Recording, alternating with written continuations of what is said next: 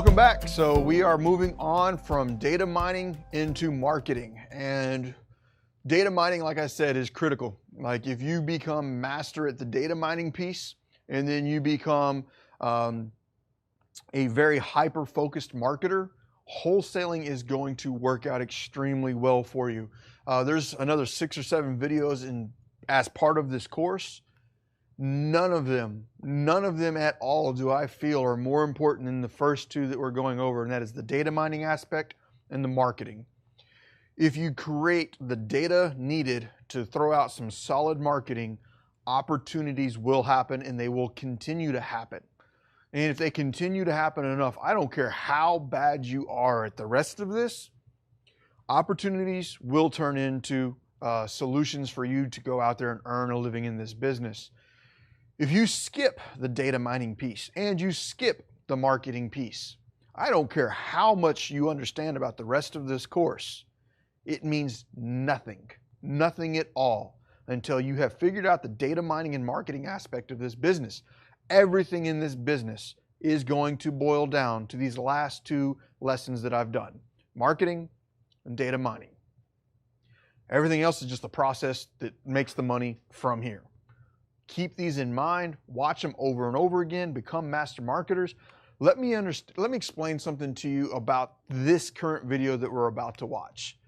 There is no way in a 45-minute video, and this one's going to be a bit of a longer video, am I going to be able to teach you everything you need to know about marketing. But that is why the Propelio Academy is here.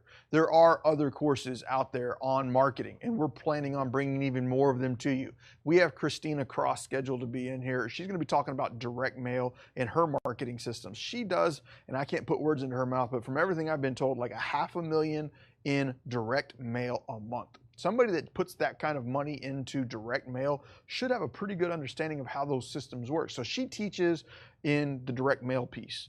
But if she's teaching on that, that's like 3 or 4 hours just of teaching direct mail. I can't do that for you right now. But this class right here is going to teach you the different marketing types that you can do, how to manage the marketing flow, and how to allocate your time within this business to marketing. So that's what we're going to do in this class right here. So I hear a lot of newer and even sometimes experienced real estate investors refer to marketing as an expense. And I get the thought process behind it.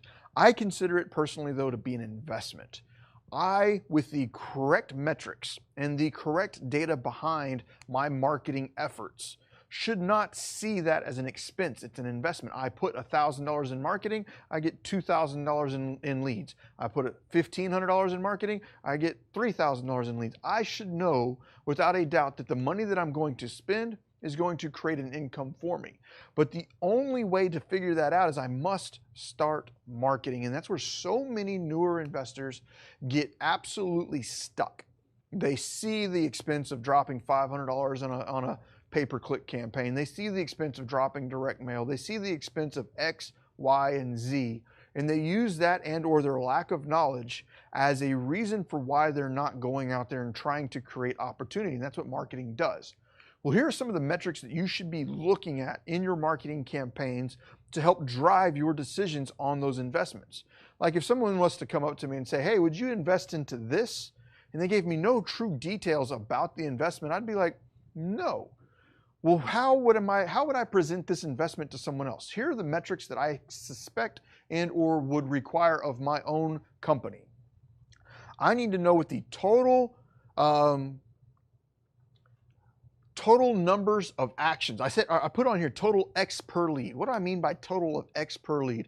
How much of one specific action do I have to do to create a lead? Let's say I need to send out 1,000 postcards to get a lead. I need to send out 400 handwritten letters to get a lead. I need to drive for dollars for 14 hours to get a solid lead. What I mean by a solid lead, somebody's on the phone that's like, yeah, I'm ready to sell my house. I need to know, and I need to be able to translate that knowledge into my team of saying, if we're going to get 4 contracts this week, I need 12 hours of driving for dollars, and I need 1,400 postcards, and I need 500 written letters because I expect to get those contracts this week. That is something I need to know in my wholesaling business. What do I have to do to get a lead? How often do I have to do it? That's a metric that I want to track. We call these KPIs, key performance indicators. Other things that I want to know. How many leads do I have to get to secure an appointment? Do I get, 57 phone calls to get 2 appointments? Do I get 88 phone calls to get 19 appointments? Figure out what that metric is and study it. That gives you the ability to know what your investment is. Like if I need to send out 1,000 postcards to get 14 appointments, well, how many appointments do I have to go on to get a contract? Okay? And how many contracts do I have to get to go to the closing table? That starts turning into a system with metrics to follow it that tells me that if I invest $5,000 into my marketing, I'll get 483 phone calls. Of the 483 phone calls, I'll get 72 appointments. Of the 72 appointments, I'll get 19 contracts. Of the 19 contracts, 14 of them will close. Of the 14 that close, I average $9,872 per assignment. That right there is a metric that I would be willing to invest into. If you just walked up to me and you're like, you know what, boom, I do this, and that, and would you give me money? I'd be like, no. But if you walked up to me and said, if I put $5,000 into this direct mail campaign, I'll get this, and this, with an average estimated profit of this per contract, I'd feel a lot more confident in your ability to perform for me. This is what you need to do with inside of your own business. You need to know how many mailers do you have to send? I'm using mailers as an example. How many mailers do I have to send to get a lead? How many hours of driving for dollars do I need to do to get a lead? And then of how many leads do I have to get the appointment? How many appointments do I have to get contract? And how many contracts do I have to get to close? Other things that I have up here on the screen is what is the average cost per lead? Your costs may vary. Your costs may be time and your costs may be money. It may be both. If you're out driving for dollars, the financial cost of driving for dollars is not that expensive. It's, some gas in your car and, you can calculate all that into it. But overall, your expense in driving for dollars is your time. Well, that is a metric that you should also be tracking. If I find out that I'm investing 33 hours a week into driving for dollars and it gets me 2 deals, well, what if I find something else that I can invest 8 hours a week into that gets me 2 deals? Well, if I have to look at the hours in the week, it's probably more profitable for me to focus on the 8-hour activity producing the same number of contracts. So always track what it's going to cost to get your lead. Other things to look at. What's my average cost per appointment? I know I can spend $413 to get my average lead, but I have to spend on average, let's just say $1,800 to get an appointment. To go a step further, I have to spend $5,408 to get a contract. And then I take that a step further. What is my average profit at close? Well, if I'm spending $5,100 a month or $5,100 per contract, and my average contract is $8,800, then I made $3,600, $3,700. My math is horrible. I should have used easy numbers to do my math with, but you get the point. By following and tracking those metrics, I can now say that if I spend $5,000, I'll get a contract. And if I get a contract, I'll be able to sell it for $8,000, meaning my profit would be $3,000. That right there starts becoming scientific, measurable things that you can lean back on. Then you need to figure out will those actions scale? If I can spend $5,000 to get 1 contract, can I spend $10,000 to get 2 contracts? Can I spend $15,000 to get 3 contracts? That's where we need to start verifying. This is very systematic and very measured. Don't just go out there and say, okay, I bought an absentee owner list and I'm going to send a bunch of letters out and that didn't work. So I'm going to pull another list from somewhere else. I'm going to send a bunch of letters out. That didn't work. And there's no data coming in behind it. You need to get very proficient with analyzing your data and looking at that data to help determine which direction you should go. All right. As we start building those systems out, we need to split test. And what I mean by split test is, let's say I'm focusing on probate leads and I've got all my KPIs built out. I'm sending out a letter right now and I'm finding out that the letter I'm sending out is costing me on average $314 per lead. If it's costing me $314 per lead, what can I do to possibly reduce that expense? Well, let's say I take my letter and I change up the envelope that it is in. And I'll send these both out. I'll send 100 of one type and 100 of another type. And I'm going to see which letter gets a better response. Does these 100 letters get me 15 phone calls and this 100 letters gets me 8? I'll have to decide. I'll need enough data to make a solid conclusion. I don't want to just send out 5 of each postcard and then try and collect metrics from there. I need to put enough effort behind the marketing of the 2 pieces that I can clearly see one of them as the winner. I now know that a manila envelope has a higher call rate than a white stamped envelope. I now know that a hand stamped envelope gets me better returns than a metered envelope. I now know a blank check envelope gets me a better response than a manila envelope. You get the point of what I'm doing here? So what I'm going to start seeing is that when I was pushing this data out, and I'm using letters and mail because that's what I did a lot of. This goes the same thing with your digital marketing, your pay-per-click ads, your Craigslist ads, your Facebook ads, your bandit signs.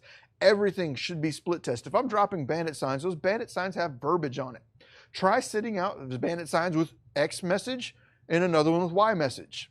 And the way I'm going to tell which marketing piece is getting the higher number of phone calls is I'm going to assign each mailer a different phone number. We'll talk more about phone systems here in a little bit. But let's say I have bandit sign A that says we buy houses on it, and it's got 817-222-2222. And then I've got another bandit sign on the other side that says get full retail for your house, and I put 817-33333. Well, if I start getting a lot more phone calls off of the 333, then I might be getting a lower cost per lead with that message. But we need to be scientific with this. That message said get full retail for your house. That's going to attract a lot more people. But I need to continue those KPIs through and decide, are those people that are calling me off of that sign qualified to sell me at a discount? I'm not going to even talk about the marketing side of that. But all of those things to say, track the metrics all the way through, because let's say that one gets me less phone calls than this one, but that one got me more deals. What's more important to you, more phone calls or more deals?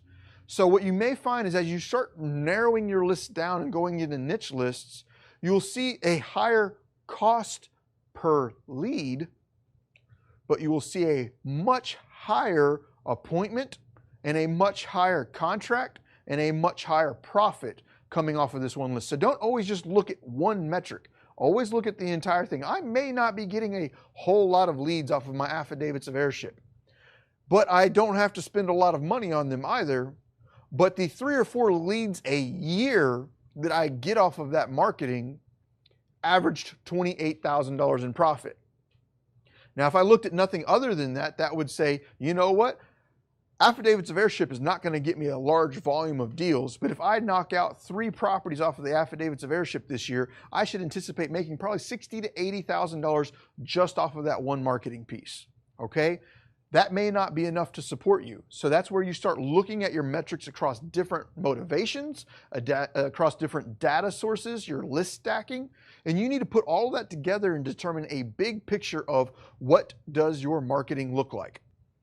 Okay, it's extremely important. I don't want to skip past that at all. Like rewind, watch that 5 times. There is more value in what I just said that you may not have the experience to understand yet.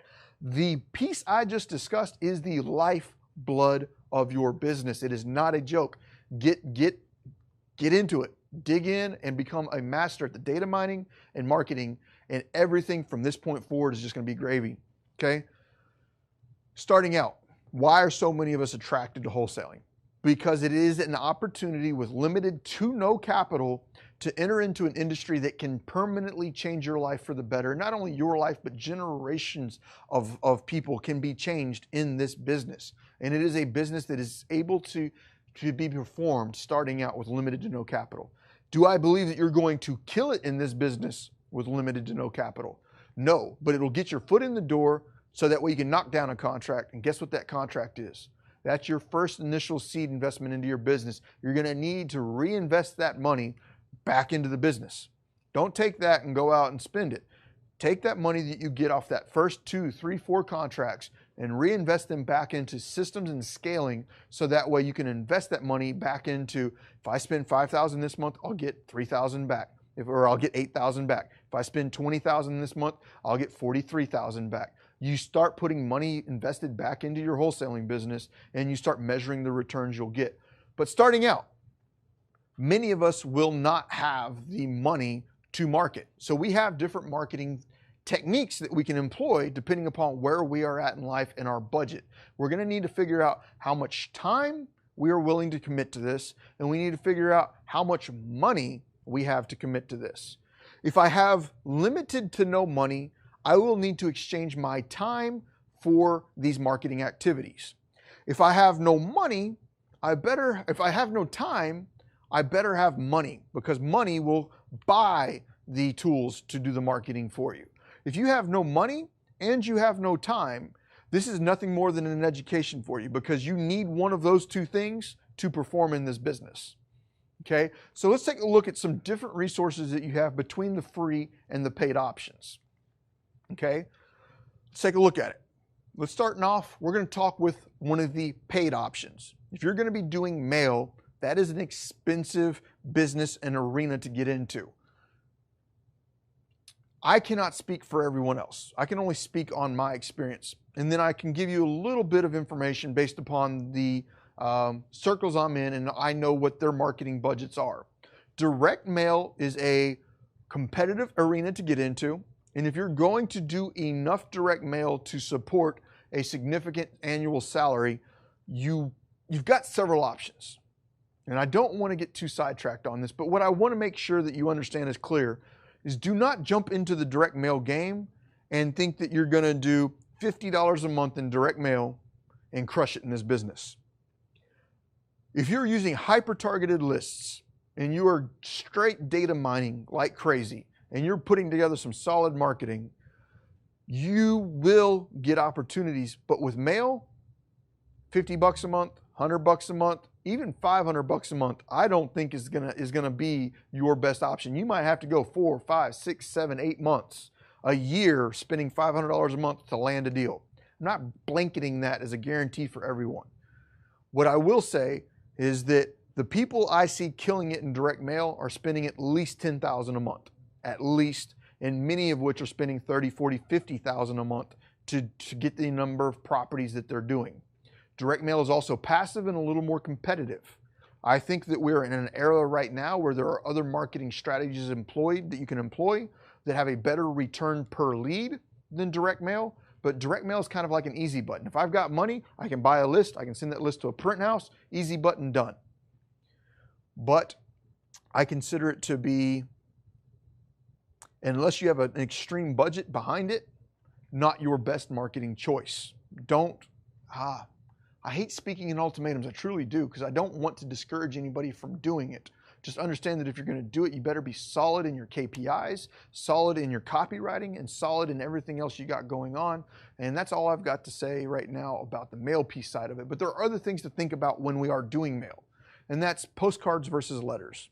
You know, am I going to send a postcard to this probate, or am I going to send them a letter? Am I going to send a postcard or a letter to my landlord? I need to figure this out with scientific data to prove it. I will now take a postcard and I'll take a letter with similar copy. So the copy's the same. It's not really changing the message. Copy meaning what's written on the paperwork. What I have wrote on the messages are the same, but I'll send one on a postcard and I'll send one on a letter, and I'll see right there which one's getting me a better return. And then I might start changing other things up and split testing. But postcards versus letters is something you're going to have to think about. A postcard you could probably get for as little as a quarter-ish at best. I'm talking about bulk mail systems, and I'm talking about a lot of other additional things that are going to be required to get you down to that price point. But you can get a postcard out, let's say, on the low side of a quarter to most people paying around 50 cents, 40 to 50 cents. Okay, that's a postcard. Now, what about a letter? A letter is going to be, let's say a bare minimum of 60 to $1, 60 cents to $1 for the ink, the paper, the envelope, the stamp, whatever you're going to do with it. It's a lot more expensive. Is that additional expense creating an additional revenue source for me, or should I just stick with the postcards? This is going to be something you're going to have to split test and figure out over time. Printed postcards or letters versus handwritten. Should they be handwritten? There was a pretty big phase that we went through in the real estate investing industry where we're using large amounts of handwritten yellow letters. You'll see businesses that came up around it, and it was a very good little piece of direct mail that worked for quite a while. As more and more people started doing it, the returns off of it started slowing down a little bit. Our call volume started slowing down a little bit. But if you're being kind of, I'm not going to say revolutionary or on the leading edge, but if you're moving towards the leading edge of marketing, find that next little niche, like kind of like the yellow letter was, it's giving you the edge in the market that you need. That's really about all I can really think of on that side. Bulk mail. I got a pretty good price cut in my mail at the point in time where I established a bulk mail permit with my local post office. I had to go through, file some paperwork. I forget, I had to put like $1,000 or a couple $1,000 into a mail account. I had to pre-sort all of my mail by zip code all the way down to the 4 or 5 digit number. I had to set my mail up in a specific fashion, but with that bulk mail permit, I was then able to take postcards and send out thousands and thousands and thousands of them at a fraction of the cost that I used to pay by having that bulk mail permit. If you would like to do direct mail and or you are doing a direct mail and you are considering trying to find ways to reduce your expense, a bulk mail permit is one of them. The last thing that I must get to you on direct mail is you're going to get dead mail. And that is mail that you tried to deliver and for whatever reason was undeliverable. When you go to your post office, you're going to get just like trash bag full of return mail, bad mail, bad mail, bad mail. That may be because you had a bad list. But in the event you had a good list and you've got all of this mail here, that is marketing gold. Those are your best leads. What do I mean by that? Why would all of this return mail be your best leads? That is because whatever list creation service has done this, even if it's myself, does not know what the address of that homeowner is. We cannot communicate to that person via an address. That says skip trace your mail. All of those dead mail needs to have somebody skip trace them. And this is not like, oh, we'll do it as we get bigger thing. Right now, if you have dead mail in your return box, grab it, skip trace it, and do everything you can to locate that homeowner, because that is the best lead source you can get. I wish I could just go out and purchase a list of everybody's return mail. Like if there was just a list in the world, it's like, hey, can you sell this? I would buy it. Give me a list of all the dead leads that came back on return mail. Skip trace those, cold call them, and those are going to be your best sources for leads. I hope that makes sense. Okay. Another service that's offered through direct mail is Every Door Direct Mail. I've never personally used this, but the post office was always hitting me up on it, and I started seeing other real estate investors do it. But what you can do is you can basically pick out a zip code and say, I want to purchase a delivery to every household in this zip code, and they'll give you a really cheap rate for doing so. Okay. So that's kind of like a real quick rundown on mail. Mail is not a free option for you. That is a higher ticket item that I really think that if you are on less than $10,000 a month in budget, that $10,000 would be better served in other marketing channels. That's my opinion, strictly my opinion. So, take that with a grain of salt. Guerrilla marketing. These are some activities that you might be able to pull off with limited to no money. There will be things like what I mean by guerrilla marketing, bandit signs. Bandit signs are definitely going to cost you some money. But with the costs of bandit signs, I personally saw some of my best deals come from bandit signs. And now I'm not going to debate right now the back and forth of code enforcement violations and or city ordinance violations. Bandit signs, what I saw is whenever I would drop a bandit sign, if somebody called me from a bandit sign, that was likely an indication that they were not on a list yet. What I mean not on a list yet, like they hadn't filed for bankruptcy yet, they hadn't filed for probate, they hadn't filed for pre-foreclosure, they haven't been evicted or they hadn't evicted their tenant. It's somebody that was in a pain but had not yet hit a big mass marketed list. And that's why they saw my sign on the side of the road and decided to call me. If they had already hit a list, their mailbox would have likely been full of direct marketing that they would have not needed to call my sign for. So I found most of my good deals that were solid, like $20,000 to $30,000 assignments on average, came from bandit signs. Now, a bandit sign, let's say, might cost you a dollar for the plastic, another 50 cents to a dollar for the stake, and another dollar or so to get somebody to put it out there. But I know of somebody personally, Donovan Ruffin, he's been on the Propelio show more than once. He got started, and when he got started, he was so broke, he went to Walmart and bought poster board. Like, not just, I'm just talking about like straight up, like just poster board. And he wrote on there, "We buy houses," and he would staple that like to the telephone poles. The guy started out when he was like 22 or 23, 21, 22, 23, somewhere in that range. In less than 2 years, he's a millionaire. Well, if you take a look at what he did, he could have said, you know what, I don't got the money for a bandit sign. I don't got the money for a stake. I don't have this or that. He took action. He went to Walmart, picked up some poster board for like 50 cents, and he started writing out all of his own all of his own bandit signs and going out around town and stapling them to the telephone poles. Bandit signs is a guerrilla marketing tactic that will cost you some money, but I have found personally provided quite a bit of good returns for me. Other things, bulletin boards. Bulletin boards is something you could probably get away with on the cheap. Now, what I mean by that is like you've got your little Hewlett-Packard printer at home, go out and print a bunch of little tear-off little flyers. It's like, hey, would you like to sell your home? Are you facing divorce, blah, blah, blah, whatever your copy needs to be, and then some little tear-offs at the bottom, and place them in places like the Humane Society. Why would I place that on a bulletin board at the Humane Society? Well, if somebody is moving, as sad as it really is, sometimes these people do not get to take their pets with them. And if they're not able to take their pets with them and they're unable to find another home for them to go to, their last resort is the Humane Society. Well, if somebody is taking their pet to the Humane Society, they might be in a position where they are moving, and you might be able to assist them not only with the house, but making sure they don't lose their pet. Hospitals, bulletin boards at hospitals, courts, funeral directors, attorneys, apartments, unemployment offices, bail bonds. Think about this, like a bail bondsman. Well, if somebody is facing 10 to life in prison and they are needing to get their house sold before they get put away, they might need to get that done and get that done fast because they don't want to end up going to prison and not being able to make the house payment and then losing the home to foreclosure. They need to get the property sold. So think about all of the places that may have a billboard and or somebody that you might be able to network with to create the opportunity you need to start pulling off deals from these and helping other people out. Blanketing business cards and flyers. This is kind of like your street team activity. You get a whole bunch. You got your printer at the office, and you just start printing off a bunch of flyers. It may not be the best resource for you, but if you're broke and you don't have other opportunities, going out and blanketing cars at home improvement stores, going out there and blanketing cars at the local courts and stuff like that.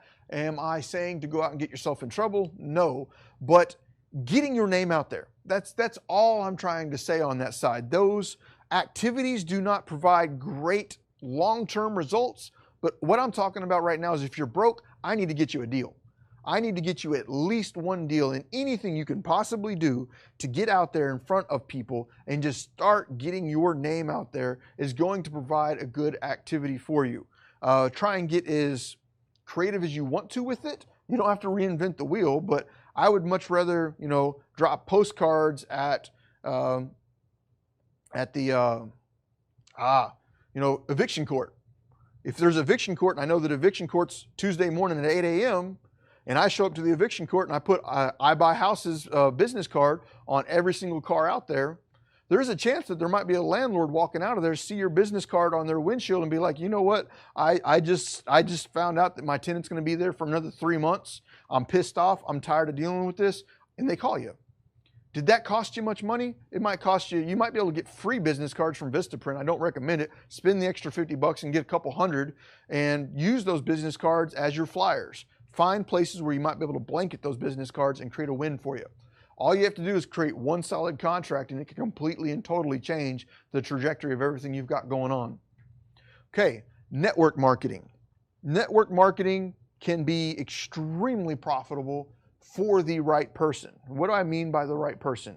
If you are a wallflower, you go to a networking event and you cannot get past the front door before you hide somewhere, I'm one of those people. I really am. I'm not very good at working a room. But for those of you that really are going into an area and becoming friends with everybody in the room in under a minute, network marketing can absolutely win for you. Now, what do I mean by network marketing?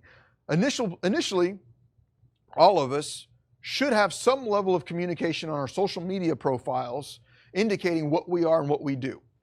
Our personal Facebook pages, our social media outlets should have a mixture of our business in them. Should it all be personal or all be business? No. But like for every 3 to 4 personal posts, put 1 professional post out there.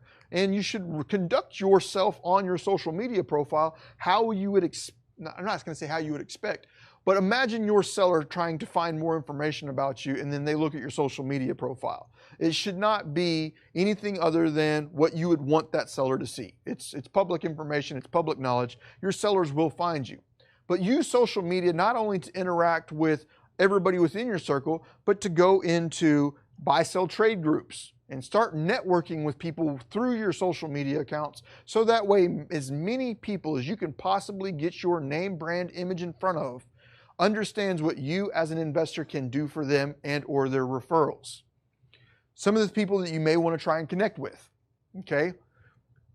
BPO agents. What do I mean by a BPO? Broker's price opinion. Whenever a bank wants to know the estimated value of a property, they will often send a BPO agent to the property to get a valuation. Well, that might be an indicator of a distressed asset that you might be able to work with and get referrals on. Court-appointed guardians. If somebody has been appointed a guardian in the legal system, part of that might have to do with the disposition of their real estate. So knowing these guardians that are oftentimes appointed by the legal system might be somebody that can provide referrals to you and assist with the sale of these homes. Real estate agents. Real estate agents are often contacted by people in stressful situations and need to sell fast. And if you can adequately convey your value to the right real estate agents, those agents can bring you deals that otherwise you would not have found. Attorneys, similar situation. What kind of attorneys? Bankruptcy attorneys, probate attorneys, family law attorneys, civil attorneys, criminal attorneys, attorneys. Many times if somebody's in a stressful situation and a legal team gets involved, they may need to be at a point where they need to dispose of some real estate. This gives you the opportunity to create a win-win for everybody involved, including the attorney, because the attorney needs to get paid for the legal services. The people that have hired the attorney need a way to pay for the legal services. And if they have real estate that they need to dispose of quickly, that is the benefit that most real estate investors and wholesalers have the ability to do, is saying, you have a house and you need it sold yesterday. I can help you out with that. Okay?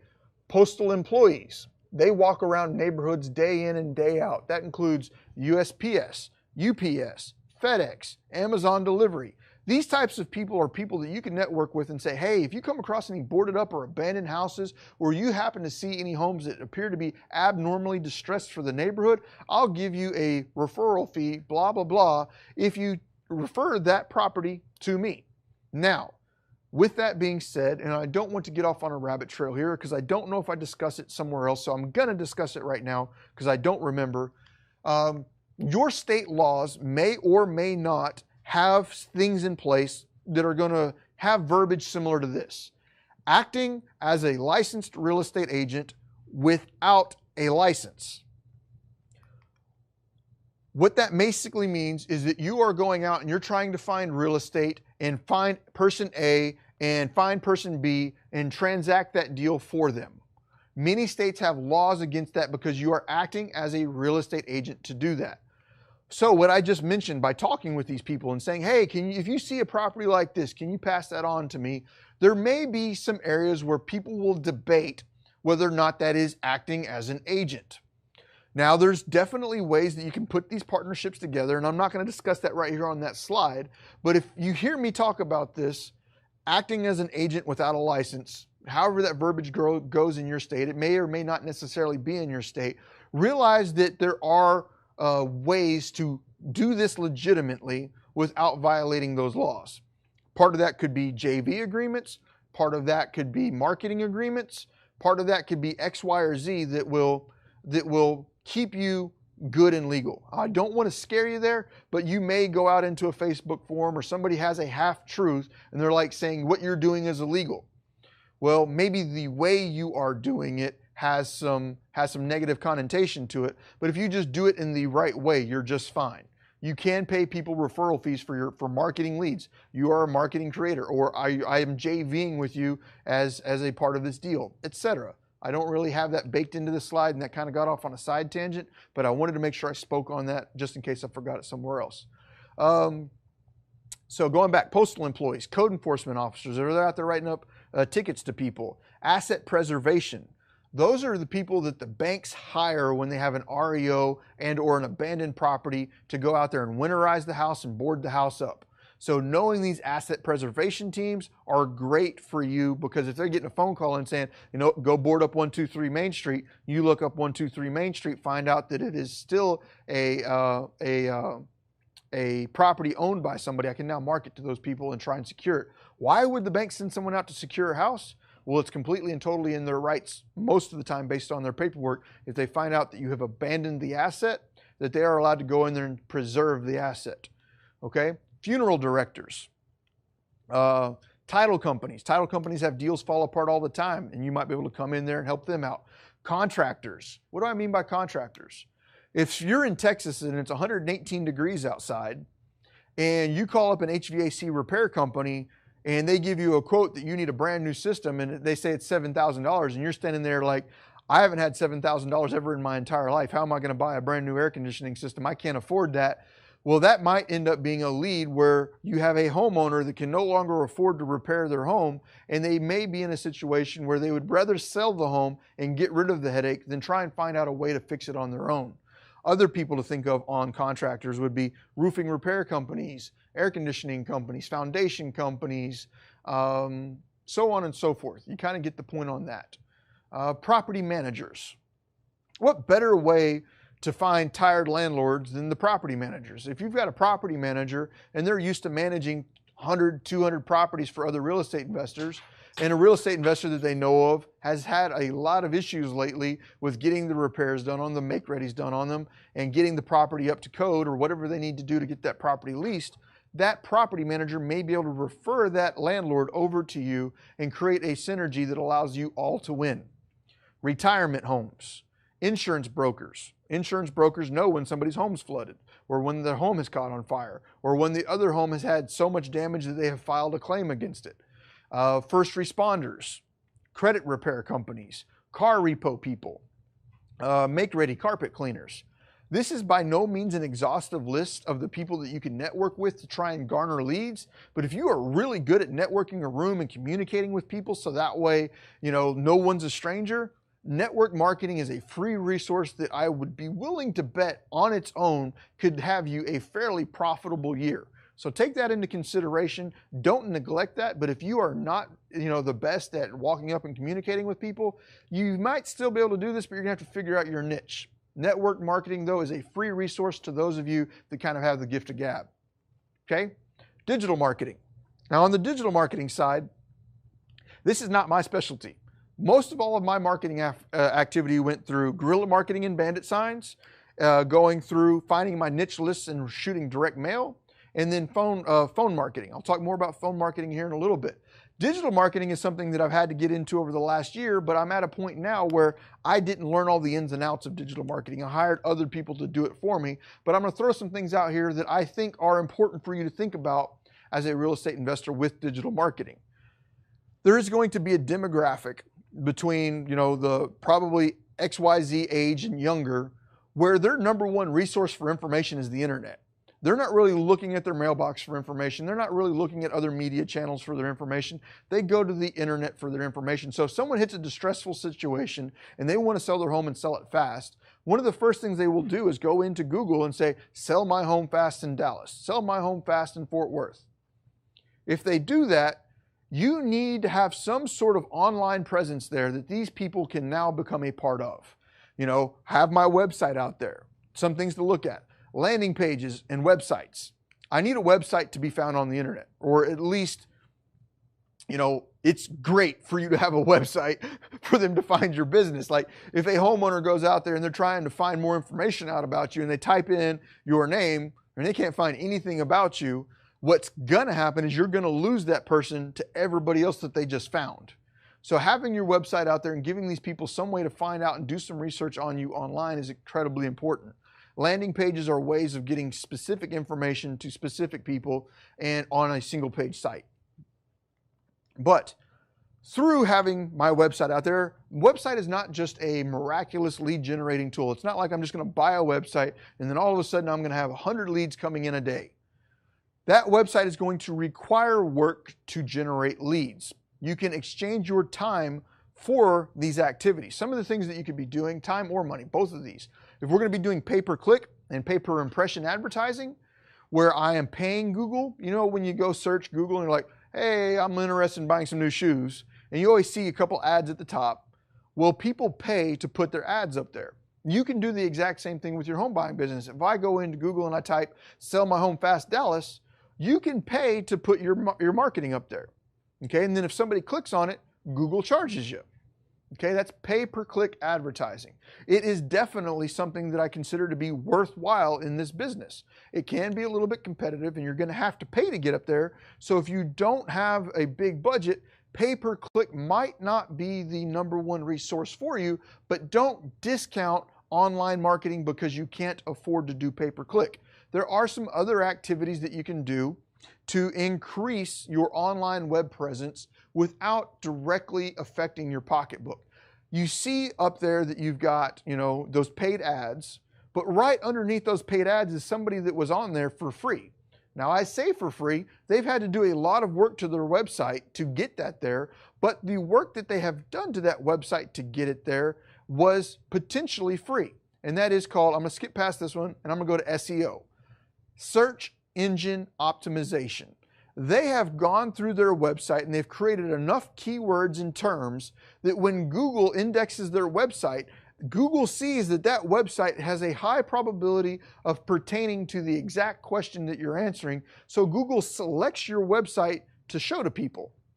That process of getting those key terms in your website built in such a way that Google finds it and thinks that it's good for someone else is called search engine optimization. You can do that for free, but you're gonna need to learn how to do that. In the Propelio Academy, we will have another resource in here for search engine optimization, pay-per-click, digital marketing, click-through optimization, and all of that. So make sure to keep an eye out in the Academy for that course. That is another 20, 30-hour course just in and of itself.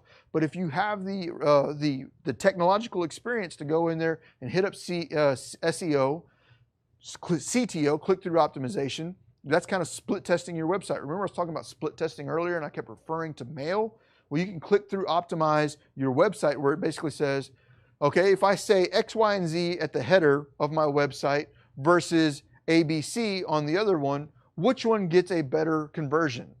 Conversion optimization. Go through and figure that piece out. That's in its own course, but you can do digital marketing either through paid channels or free resources, but the free resources are going to consume a lot of your time. Okay, we talked about SEO, mass media.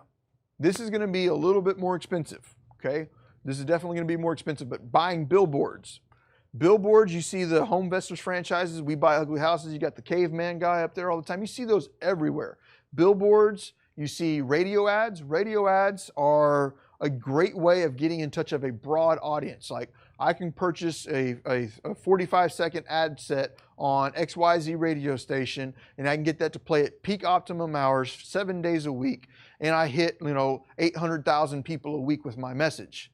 That opportunity is similar to a bandit sign. What I meant by a bandit sign is I drop it out there and the people that call me are the people that have not hit list yet. Well, if I'm able to touch 800,000 people a week with my message of I will buy your distressed home, that creates opportunities. But those radio ads come with an expense. So you have to figure out not only what you can do, but what you can afford and what you will do. Okay? Moving on, phone marketing. This is where I was really seeing the biggest shifts in my business as I was getting towards 2017-ish. Direct mail was starting to not perform as well for me. You know, I don't have all my metrics here in front of me. I don't have all of them to run off, but you know, 2012, 13, 14 were some really great years. You know, average cost per lead, $117. I'm just throwing a number out there. But then when we got to 2016, 17, direct mail started being like $500 per lead, $800 per lead. And it started getting to the point where I was like, I don't like that anymore. What other marketing options do I have? And that's when I started going real deep on ringless voicemail systems and text messaging. Those two started really increasing and changing the dynamics of my company at that given point in time, because the direct mail was extremely expensive, but it was creating leads until it wasn't. Always keep a pulse on your marketing. At that point in time, I started seeing the cost per lead just start kicking up on my advertising. I switched how I was advertising, and I started not only to see my cost per lead go down, my revenue went up with it, okay? Because they're kind of leveraged. You pull one, the other one goes. So phone marketing, phone systems starting out. What are we talking about when I say phone systems? You're gonna need to find some way to handle this call volume. At the point in time when I was doing this, I was using Ring Central. Right now, I'm not doing any wholesaling at all, so that's full, complete, and total disclosure. I am not wholesaling anymore. As I've mentioned more than once, I consider wholesaling to be a stepping stone to move on. I've moved on into other commercial assets as well as owning other businesses. I do not wholesale anymore. But the phone system I used to use was Ring Central. If I had it all to do over again, I would probably use something similar to CallRail. CallRail is a system where you can go out and purchase multiple numbers, drive traffic through those phone numbers, and start really kind of keying in and dialing in on where your marketing dollars are providing the best leads from. Other things to look at is text messages. Like if you're not going to use CallRail, not going to use Ring Central, at the very least starting out, set up your Google Voice number. That Google Voice number is going to give you a phone number outside of your personal phone number, so that way you can start knowing, like if I pull up my phone and I've got a phone call coming in from my Google Voice number, I now know it's business. Everything around me needs to get turned off, radio's going off, I'm going into another room, and I'm gonna sit down with a pen and paper and I'm gonna take that phone call. I need some way of knowing that this is a marketing generated phone call coming in. CallRail is one way of monitoring it. Text messages. I used to send out all of my text messages manually. It was me and an assistant and a virtual assistant. Whenever a pre-foreclosure list would come out, the very day that the pre-foreclosure was sent, or not sent, but the very day that the pre-foreclosure was filed, I would give them a phone call. If I couldn't answer, if they didn't answer, I would immediately text them. If they didn't respond to either one of those two, they got dropped into a ringless voicemail follow-up campaign where they would get continuously contacted, and I would send out a postcard the exact same day. It wasn't a postcard, it was a letter, all that day. So within hours of it being filed in public record, they've gotten a phone call from me, they've gotten a text message from me, they've gotten a voicemail from me, and they're getting a piece of mail in the mail in the next 2 to 3 business days.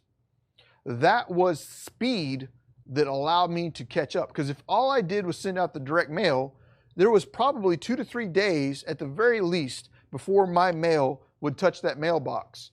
Well, it only took me 14 seconds to pick up my phone and call them.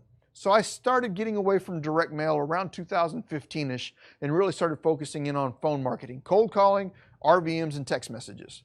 There are some services out there now like Lead Sherpa that will do some bulk text messaging for you. I don't want to use the word bulk because there's caveats to how that whole system works, but Lead Sherpa is a resource for you on that side. Other things to consider is your message, just like with everything else. Split test it. I might be able to say X text message to this type of seller, but if I change it up just a little bit, I get a much higher response rate. Almost everybody checks their text messages. I saw that texting was a great resource for me to connect with certain lead types. If I am working with, let's say I'm marketing to a demographic where I anticipate that the person on the other side of that is going to be 60 years or older, 70 or older, I might not want to send text messages to those people. They're not likely going to respond to text messages, okay? So let's continue moving forward. Ringless voicemails. All of this falls into the voice over IP phone systems. all of which Propelio is in the process of getting ready for you. So if you have any desire to do ringless voicemail, phone marketing, or anything like that, keep an eye on Propelio.com. Propelio.com being the software company that's sponsoring this education. All of that is definitely on its way. So if you haven't checked out Propelio software, go check that out right now. But I'm going to get back to this for just now, including ringless voicemails. Propelio is about to hit a huge marketing ploy here really soon. Ringless voicemails. Ringless voicemails, ringless voicemails, ringless voicemails. I don't know if you have seen these yet, but you know that your phone hasn't rang. Your phone has not rang, and you look at it and you've got a voicemail. That's kind of crazy. Well, that's called ringless voicemails. So I can go out and I can pre-record a voicemail saying, hey, this is XYZ. Would you be considering XYZZDBB? Whatever it ends up being. I get to say it. I record it, I upload it into this phone system, I give it a list of phone numbers, and now every one of those phone numbers has a voicemail from me in their inbox. Now, what I have seen happen over the last couple of years is less people are checking their voicemails. All of that to be said, I still think text messaging is going to be your #1 lead response, but ringless voicemails I would still include into them just because the cost per voicemail is almost nothing. Okay? Keep all these things in mind, think through this, but let's move on. What else should I be considering in this marketing? I just gave you a sample of what your marketing could be and should be. That was by no means like everything there should know about marketing, but the Propelio Academy has marketing classes for each and every one of these specific items that are available to you, and therefore I really suggest that as part of watching this course, you explore the other videos that are available to you in the Academy, because through watching all of them as a whole, you start becoming less of a wholesaler and more of a real estate investor. And what would you rather be, a real estate investor or a wholesaler? And that's kind of my 2 cents on that. But what else should I consider? Lead management. If I'm going through all of this and I'm putting all this marketing together and I am creating all of these leads, the absolute best thing that I can tell you is to become very diligent about taking notes and recording the information about these phone calls, because it's almost, I'm not going to say almost never, but the bulk of your income, and this is where I see a lot of other people fail, is that the bulk of your income is going to come from your follow-up systems. That first time you take that phone call is not going to always lead to a contract, but the second time you contact them, the third time you contact them, the 7th time you contact them, the 9th time you contact them, they finally say, you know what, I'm ready. And if all you did is take that first phone call, realize that they weren't interested, and you dropped it and left it there, that was a great lead that you never followed up on that would have likely turned into income for you if you had the right follow-up systems in place.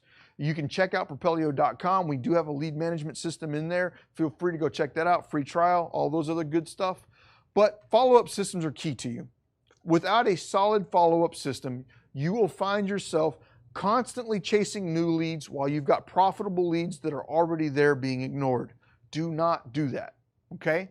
Email systems for creating drip campaigns are all part of what you should be thinking about.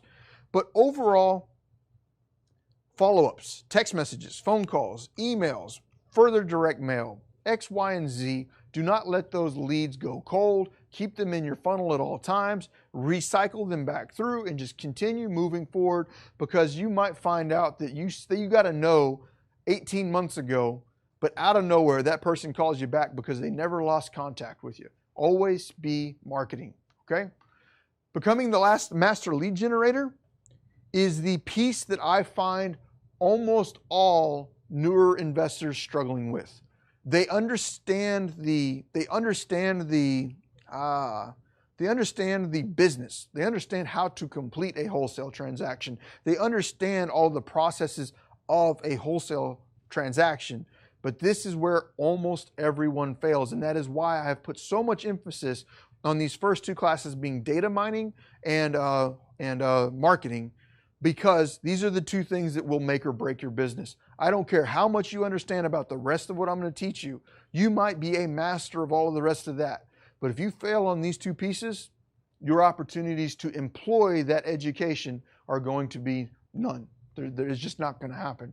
So go out there. Remember, You are a marketer first, you're a real estate investor second, and just do everything you can, either paid or free, to become a master lead generator. And if you do that, you will crush it in this business. Put your focus on this, really dig in deep, and remember, this is an investment, not an expense, and I'll check you out on the next video.